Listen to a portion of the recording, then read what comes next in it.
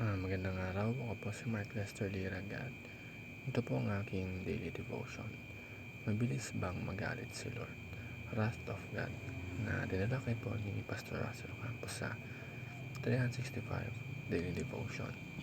Ang Bible verse ngayong araw ay galing sa John chapter 3 verse 36. Sabi po ay, Whoever believes in the Son has eternal life, but whoever rejects the Son will not see life, for God's wrath remains on them. Alam mo yung minsan parang naisip natin, grabe naman si Lord, bakit may galit pa siya? Kasi diba, masanay tayong marinig na God is love, God is merciful, God forgives.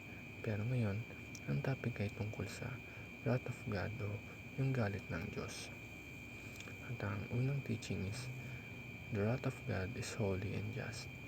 Ang galit ng Panginoon ay hindi tulad ng galit ng tao. Hindi siya nagagalit dahil sa pride, selos o init ng ulo. Ang galit niya ay banal kasi galit siya sa kasalanan. Galit siya sa mga bagay na sumisira sa relasyon niya sa atin. Parang isang magulang na nagagalit kapag napapahamak ang anak niya, hindi dahil gusto niyang manakit, kundi dahil ayaw niyang mapahamak ito. Pangalawa, the wrath of God is consistent with love. Minsan parang contradicting to.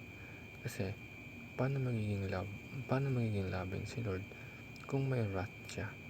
Pero isipin natin ito na kung talagang mahal tayo ni Lord, hindi ba dapat may galit siya sa mga bagay na nakakasira sa atin? Kung walang galit ng Panginoon sa kasalanan, hindi totoo ang pagmamahal niya.